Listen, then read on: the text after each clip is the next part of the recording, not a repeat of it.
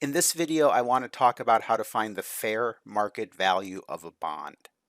Some of the formulas that you're going to see will look different than what you might see in your textbook, depending on what textbook is used in your class.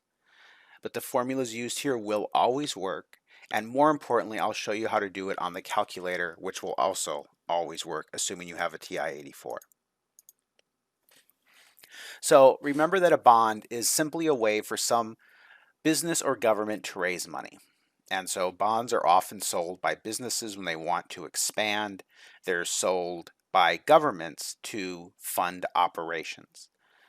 Schools, for example, will sell bonds when they want to build onto a school or to build a new school. A local government might sell bonds if they are building some sort of new facility for the community. The federal government sells bonds as well, called treasury bonds, and there are special types of those as well, like treasury bills and other things.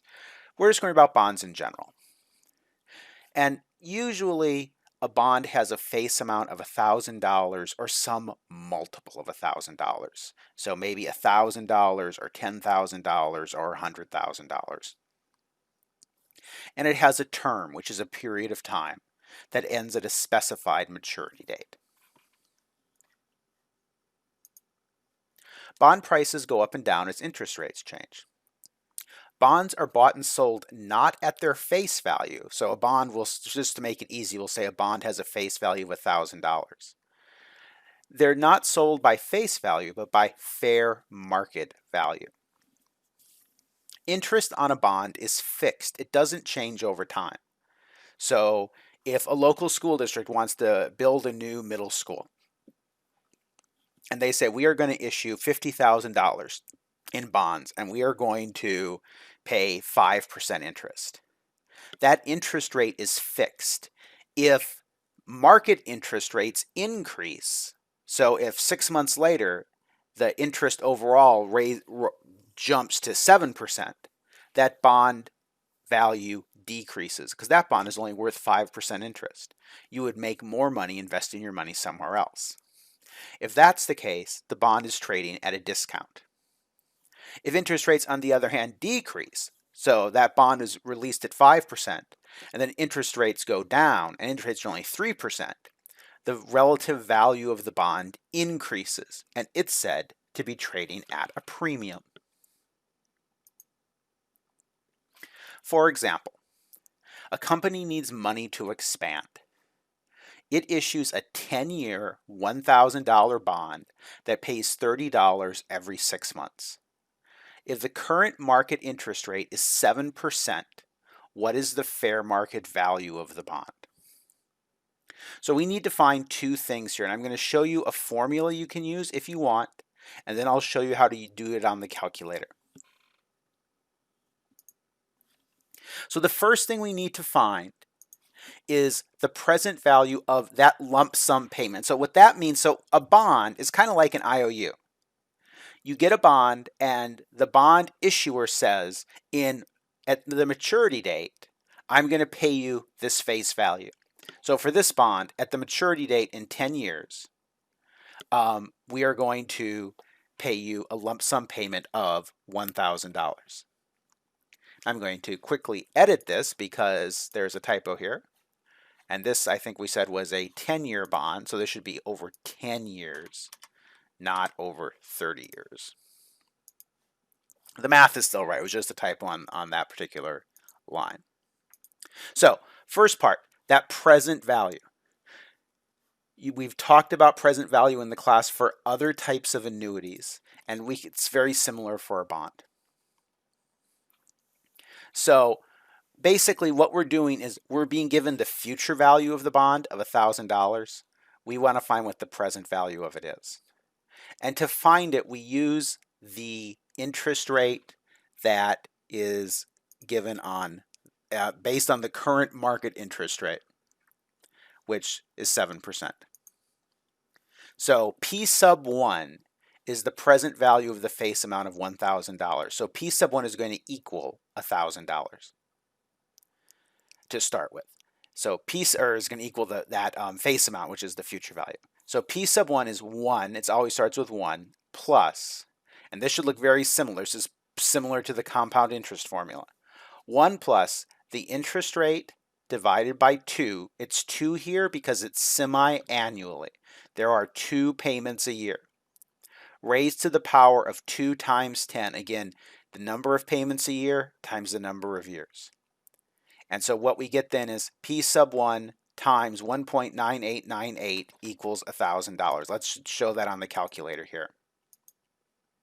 So we're going to have 1 plus 0.07 divided by 2 raised to the 20th, or you could type in 2 times 10, just like I've done. And what we get is a longer number than I'm using here. And some of you have heard me say that you should not round in intermediate steps, and that's a true statement. I'm rounding here to save some time on a PowerPoint. I apologize. So then what we do to get P sub 1 by itself is we divide both sides by this number. So I'm going to divide $1,000 by this amount. So $1,000 divided by that amount, and I get $502. And notice here it really should be 57 cents since I have more decimal places here than I do here. That's okay. If you are just a penny off for your final answer, you should still get credit. If you don't get credit and you're only a penny off, let me know. It is set up usually so that there is some flexibility with those amounts, at least for the assignments that are scored. So that's the first thing we need to find. We need to find the present value of the face amount. That's the lump sum payment. So the present value of that amount is $502.56. Then the next thing, we need to find P sub 2, which is the present value of the $30 semi-annual payments over 10 years. So bonds pay interest, and that interest can be paid out in different ways. For most of the examples that you're going to see, and for the question that's going to look like this on your final exam, the payments are semi-annual. So you're going to have 2 a year.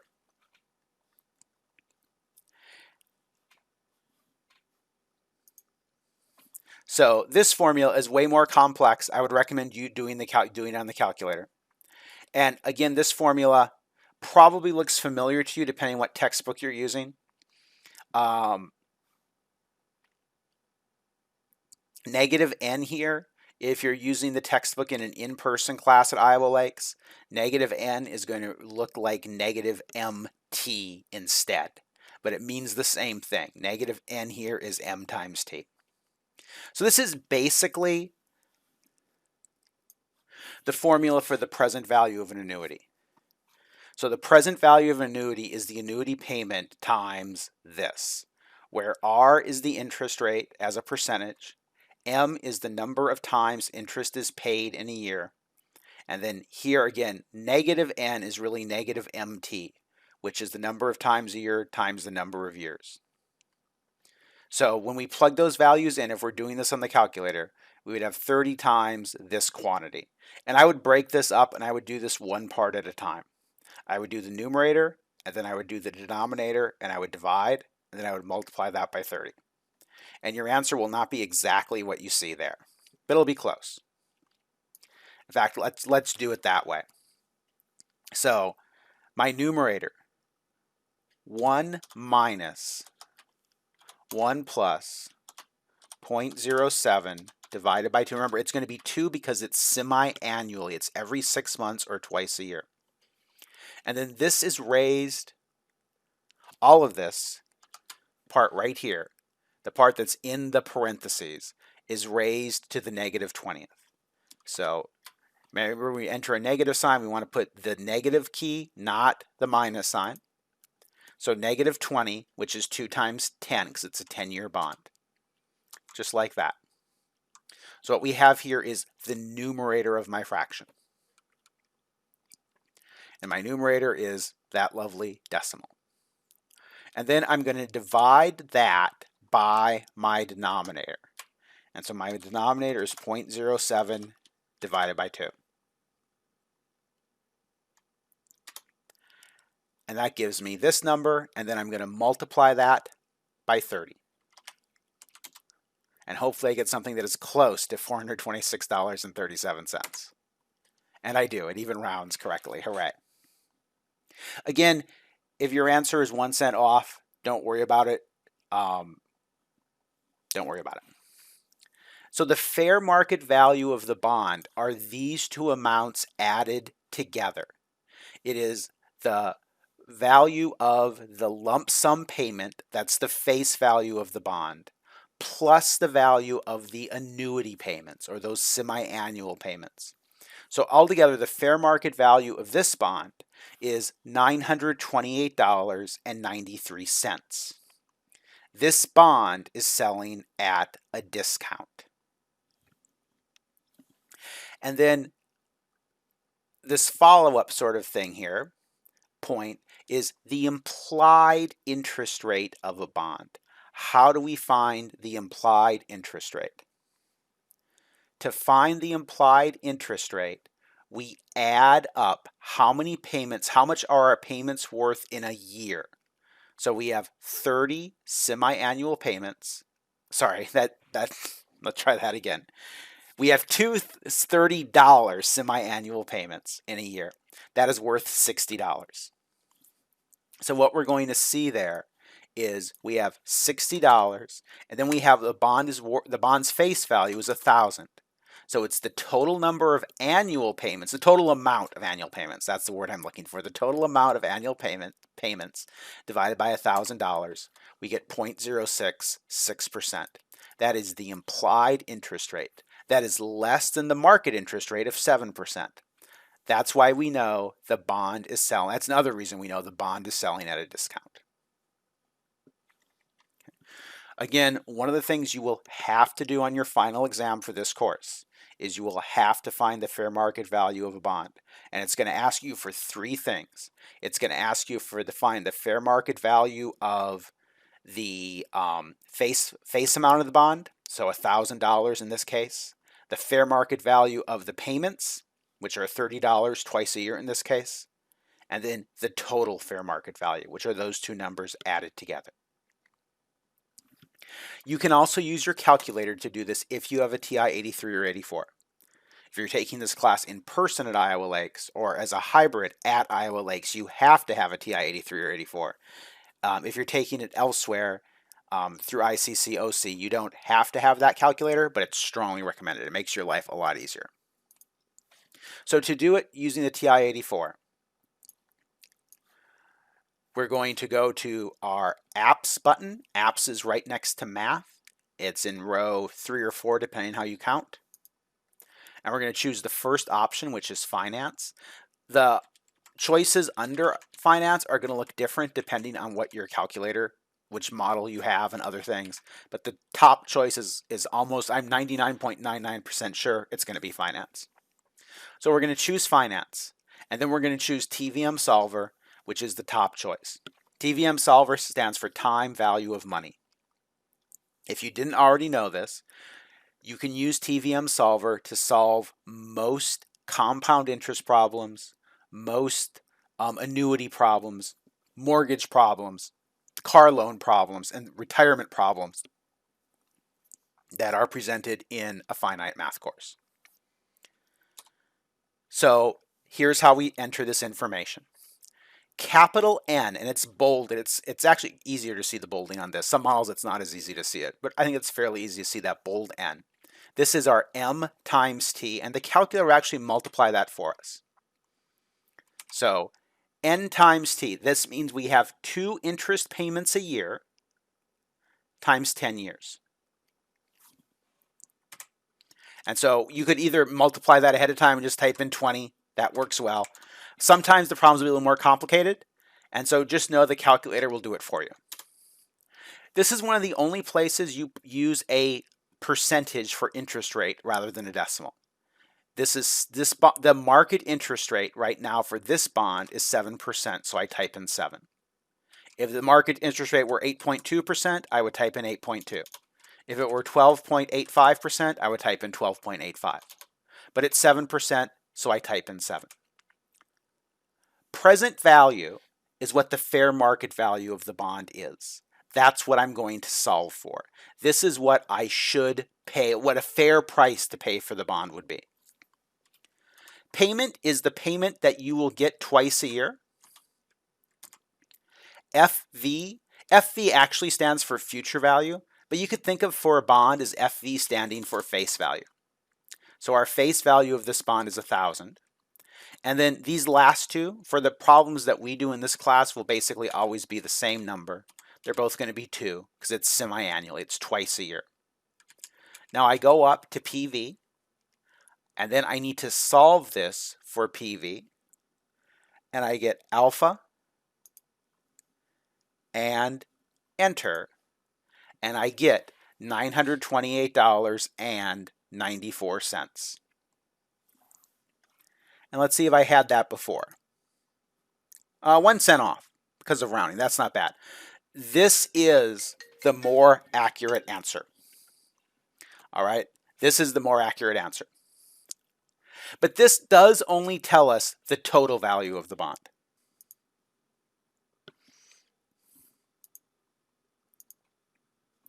So here's how we find the present value of just the lump sum. Everything else stays the same, but we get rid of the payment part. We make the payment 0. And then we go up and we solve for present value. And what do we get? We get $502.57, which is, again, we have that 1 cent rounding issue, but that is what we got here when we did it by hand. So when we're zeroing out the payment and we solve for present value, that's how we solve for the lump sum present value. As you might imagine then, we're going to do the same idea to find the present value of the payments. So for present value of the payments,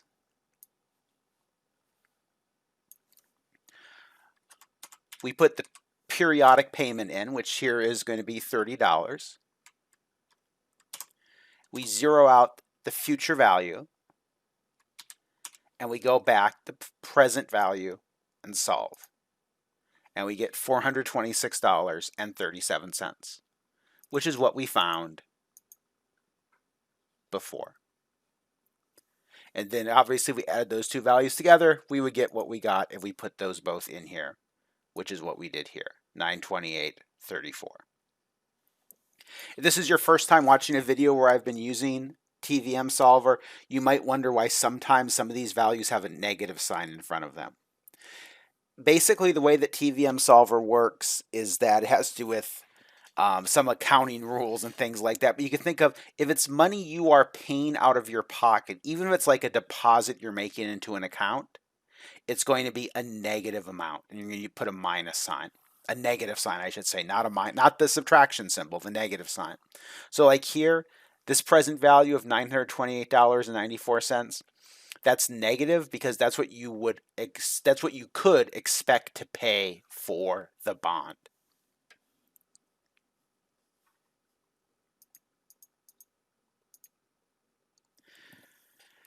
And then we already talked about implied interest rate, but again, just to reinforce that, calculate the total payments received in a year, the total amount of payments, the total dollar amount of payments received in a year, the total, or whatever the currency is. Obviously this is the same for bonds if they are in yen or euros or something else, but the total amount of payments received in terms of the currency amount.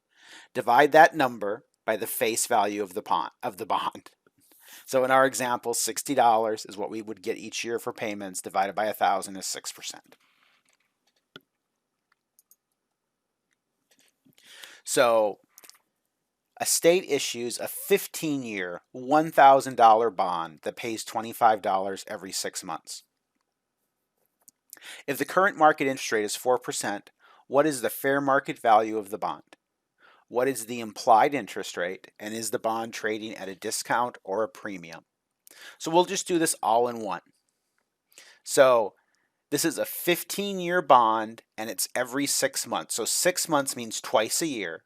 So M is 2 times 15. So N is 2 times 15, which is obviously 30. The current interest rate at the market interest rate is 4%. So we're going to type that in there. We don't know what present value is, so I'm going to put a 0 there for right now.